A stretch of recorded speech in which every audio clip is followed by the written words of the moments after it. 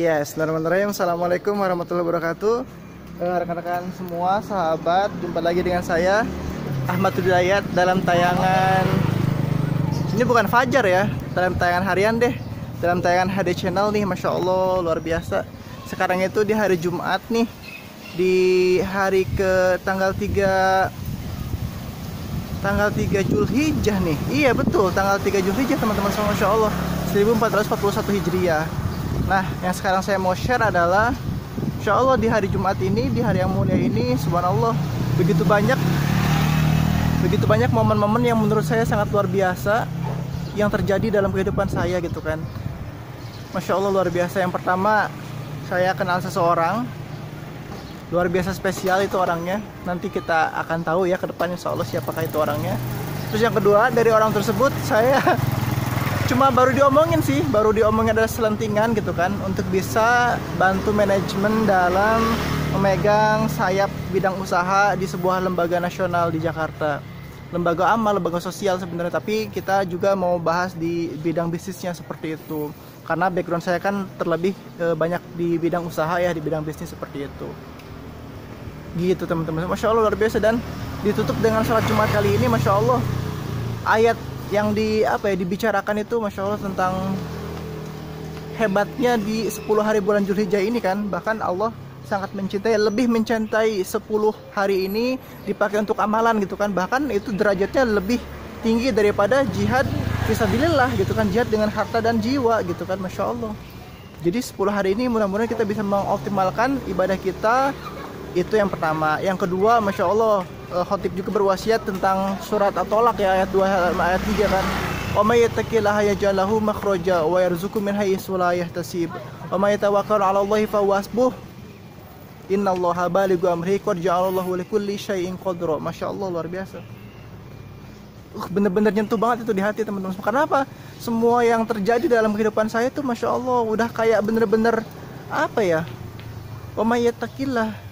Jadi bener-bener jalan yang tak terduga-duga gitu loh. Saya nggak duga banget bisa kenal seseorang, dan nggak duga banget bakal dapat amanah di mimpin lembaga bisnis yayasan sosial nasional gitu kan, levelnya Masya Allah luar biasa gitu. Dan di hari Jumat ini saya mau mengingatkan kepada teman-teman semua, sekarang kita 7 hari lagi menjelang Idul Adha, 7 hari lagi kita melaksanakan hari raya Idul Kurban gitu kan. Dan sebagai seorang muslim mengingatkan bahwa kalau kita punya uang, kita punya harta, coba cek rekening Anda semua deh. Coba dilihat berapa itu isi rekening. Kalau di rekening ada 2 juta, ada 3 juta, udah.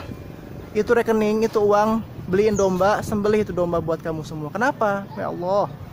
Allah tuh menyetarakan ibadah kurban itu dengan sholat loh. Fasholli lirabbika wanhar. Jadi sama sederajat tuh. Ibadah sholat dan ibadah kurban tuh sederajat levelnya gitu kan. Kalau kita tidak melaksanakan ibadah kurban, kalau kita mampu punya uang, diancam sama Nabi Muhammad SAW, jangan pernah dekat-dekati masjidnya.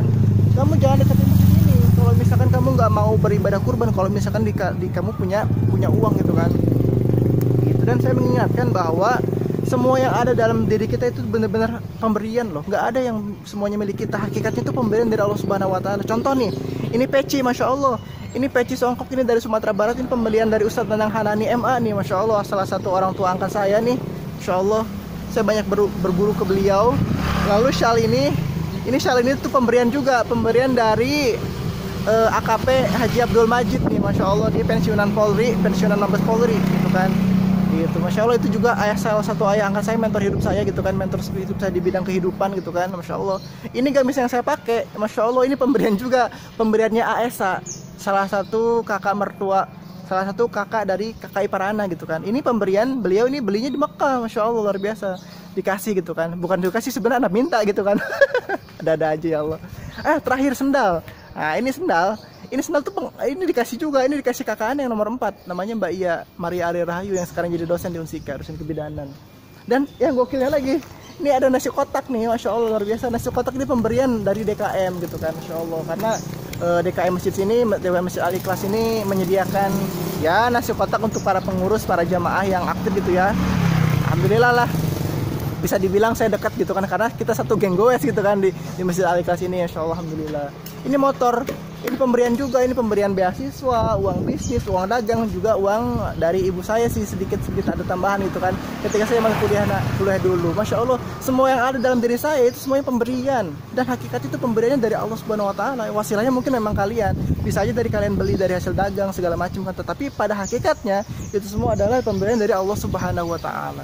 Gitu teman-teman semua, itu yang mau saya share kepada anda semua gitu loh. Jangan sampai ada rasa kepemilikan dalam semua hal kebendaan yang ada dalam tubuh kita. Karena apa? Sejatinya itu punya Allah. Mobil nih yang sekarang lewat nih, Pajero, Masya Allah, itu punya Allah loh. Punya Allah. Itu cuma media, itu cuma sebuah apa ya, sebuah benda yang bisa kita manfaatkan. Itu bisa bernilai positif kalau kita manfaatkan dengan bagus, bisa juga bernilai negatif kalau kita manfaatkan dengan jelek. Seperti itu teman-teman semua. So saya mengajak kepada anda semua, teman-teman saya, dimanapun anda berada, yuk kita berkurban. Yuk deh, kurban itu Masya Allah luar biasa, manfaatnya banyak banget teman-teman semua. Selainnya itu dihitung satu pahala loh. Masya Allah, domba itu berapa ribuan lah itu. Dan menyembelih itu salah satu membunuh juga sifat kebinatangan kita. Kan kita nih suka ya nemu kadang orang manusia, ya Allah, sifatnya udah kayak lebih dari binatang gitu kan. Ya maruknya, ya nafsunya, atau ya apa ya, ya gitulah, pokoknya kita punya masing-masing dari kita pasti punya sifat kebinatangan kan gitu kan. Nah salah satu untuk menguranginya adalah bisa juga dengan menyembelih kurban teman-teman semua. Dan Masya Allah, saya sekalian mau share ya kepada teman-teman semua. Sebenarnya saya tuh sangat tertarik, sangat apa ya, ada historis sejarah yang luar biasa mendalam dalam tubuh saya, dalam diri saya, pengalaman hidup saya di bidang kurban gitu kan. Saya pertama kurban itu masih ingat banget, 2,4 juta. Itu tuh program dari Yayasan Darut Tauhid di Bandung gitu kan. Di kurbannya itu penyalurannya itu untuk nanti di Palestina sana gitu kan. Jadi kita transfer uang 2,4 juta, dibeliin domba, nanti disembelihnya di Palestina, dibagiin buat warga di Gaza sana, di Palestina gitu kan. Masya Allah, itu kurban pertama anak gitu kan. Alhamdulillah. Saat itu saya uang nggak banyak, nggak di bawah, paling 2,5, 2,7 lah. Ya namanya mahasiswa kan, punya uang dari mana? Saya dulu cuma jualan keripik, jualan printer sama jualan boneka doang dulu ketika zaman kuliah gitu kan. Alhamdulillah, ketika ada uang, ketika ada ajakan amal soleh, ya udah saya bismillah aja lah wala. Karena saya tahu juga beberapa manfaat faedah kurban kan, seperti itu. Ya salah satunya, satu, mendekatkan kita kepada Allah. Yang kedua, membunuh sifat kebinatangan kita. Yang ketiga, amalannya itu luar biasa besar gitu kan. Dihitung pahalanya dari selainya itu udah dihitung gitu kan. Masya Allah, apalagi kalau banyak bulunya gitu kan. Gitu. Masya Allah, akhirnya pada saat itu kalau nggak salah 2012 atau 2013 gitu ya, jebret saya transfer, percaya aja lah wala, saya kirim 2,4 juta transfer ke Yayasan Darut Tauhid untuk kurban di Palestina sana. Masya Allah, dari situ rangkaian hidupnya Masya Allah luar biasa. Beberapa tahun kemudian saya bisa nikah, saya bisa diterima beasiswa yang bergengsi di Yayasan Sandiaga Uno. Saya juga dapat berbagai banyak macam peluang-peluang usaha. Saya dapat banyak circle-circle, lingkaran-lingkaran komunitas yang bagus, yang positif gitu kan. Nah, saya gabung HIPMI, gabung TDA, banyak lah teman-teman semua. Keberkahan di belakang itu semua gitu kan. Sampai puncaknya saya bisa menikah, dan ketika saya menikah, mahar saya itu adalah, beberapanya itu adalah hafalan surat Al-Kahfi 1-10, juga uang 21 juta rupiah. Itu pun sesuai dengan usia istri anak gitu kan, 21 tahun gitu kan. Nah setelah nikah bingunglah kita mau diapain tuh uang 21 juta. Akhirnya karena ada tetangga anak yang sudah kecapean melihara domba, ada 10 ekor, kita belilah tuh 10 ekor domba. Ada 3 jalu kalau nggak salah, beberapa bikang sama beberapa anakan. Kita beli tuh 10 ekor, kita simpenlah di Subang gitu kan. Di Subang, di tempatnya istri, di tetangga kita pakai sistem paroan, bagi hasil lah. Kalau dia beranak 2 ya kita 1 ewang, kalau beranak 4 ya 2 ewang, seperti itu. Alhamdulillah berjalan setahun 2 tahun. Dan pada saat itu di tahun 2014, 2015, 2016 itu saat era-eranya startup kan gitu kan. Jadi startup itu, bisnis startup itu kan kita mulai dari pertanyaan, dari problems kan gitu kan. Nah itulah yang saya garap, saya pitching dari bisnis peternakan itu. Konsep bagi hasil itu kita bahas, kita pitching, kita bikin konsep dalam bentuk dunia versi startup gitu kan. Muncul salah itu adalah Amanah Farm gitu kan. Jadi itulah, pada saat itu saya banyak pitching tuh ke Bandung, ke Jakarta, banyak ikut event-event sampai ke Indiogo Inkubatornya Telkom kan, Startup Incubationnya Bandung. Banyak lah pokoknya yang saya ikutin. Sampai akhirnya tembus ke Malaysia dalam event internasional pertama itu adalah GIW, Global Ideapreneur Week, dari Studek Internasional, bertempat di Magic, Malaysian Global Innovation and Creativity Center kan di Malaysia. Nah di situ alhamdulillah ide yang saya pitch itu Amanah Farm itu dapat kategori the most innovative idea. Akibatnya apa? Saya dapat undangan langsung ikut event lanjutan, yaitu eventnya PAB, Pre-Accelerator Bootcamp. Itu levelnya udah setara Asia teman-teman semua, karena pesertanya itu 3 dari Indonesia, sisanya dari negara-negara Asia, dari Filipina, dari Thailand, dari Brunei, dari negara-negara Asia lah gitu kan. Jadi levelnya udah level tingkat Asia gitu kan. Dan di situ saya bekerja sama dengan PT Ijaz Farm, ketemu sama namanya Muhammad Ali Irsyad. Kita akhirnya bawa bendera Ijaz Farm gitu kan. Kita merger lah dengan Ijaz Farm gitu kan. Karena Ijaz Farm sudah punya prototype udah punya berbentuk PT, terus juga udah punya lahan peternakan udah lebih luas lah gitu kan. Dari sanalah akhirnya kita ikut di event PAB. Alhamdulillah di PAB pun kita sempat termasuk salah satu yang terbaik ya, sehingga akhirnya kita bisa lolos lagi di event GAP. GAP itu adalah Global Accelerator Program, eventnya 4 bulan di Malaysia juga. Itu levelnya udah setara dunia men, nggak cuma level Asia lagi, karena peserta kita ada dari US gitu kan, ada yang dari Jerman, ada yang dari Rusia, dari Cina juga ada, dari Asia juga ada. Dan itu wah luar biasa. Disitulah event tertinggi yang pernah kita ikutin gitu kan, di event GAP, Global Accelerator Program 4 bulan di Malaysia gitu kan. Masya Allah. Dan itu semua, oh iya, puncaknya lagi adalah akhirnya di tahun 2019 ketika Pak Sandiaga Uno nyalon nih, dia kan nyari profil nih binaan kita yang sudah sukses. Akhirnya apa?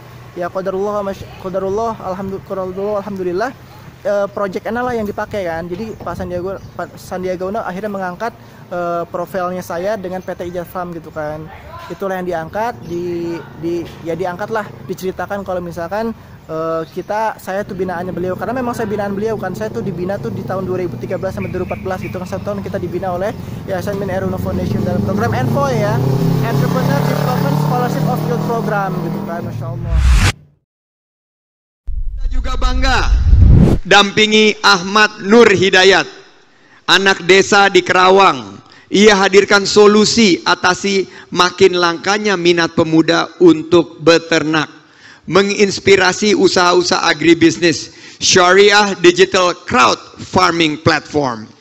Memulai usaha hanya bermodal 23 juta rupiah, uang mahar pernikahannya pula. Bergiat bareng 15 anggota timnya, telah mempekerjakan sekarang alhamdulillah 200 mitra peternak. Sukses alhamdulillah. Dengan usaha sekarang beromset 1,6 miliar per tahun. Tepuk tangan untuk Ahmad. Nah, puncaknya apa sih? Itu semua, wah Masya Allah, dari 2019 sampai sekarang 2020, Masya Allah, luar biasa banyak sekali keberkahan, keberlanjutan yang Anda dapatkan. Ada ya, saya dapat tawaran proyek ratusan miliar lah, dapat tawaran trading berjuta-juta ton, berjuta-juta pieces komoditas sembako lah gitu kan, dari sarden, dari minyak, dari beras. Masya Allah, alhamdulillah. Saya rasa itu semua berbuah dari keberkahan saya ketika awal itu berkurban di Palestina, teman-teman semua. Masya Allah, luar biasa. Alhamdulillah. Alhamdulillahilladzi bi ni'mati tatimmus sholihat. Awalnya dari kurban, saya yakin itu teman-teman semua. Masya Allah, dari kurban dan juga dari kebaikan-kebaikan yang lain tentunya sebenarnya. Jadi akumulasilah dari total amalan-amalan kebaikan gitu kan. So, mumpung sekarang yang dekat dengan kurban nih, saya minta banget kepada teman-teman semua nih, yuk kita berkurban. Coba cek rekening Anda. Kalau di rekening ada uang 3 juta aja, dan itu free, nggak kepake buat apa-apa, coba deh belajar untuk sedekah brutal, sedekah total gitu kan.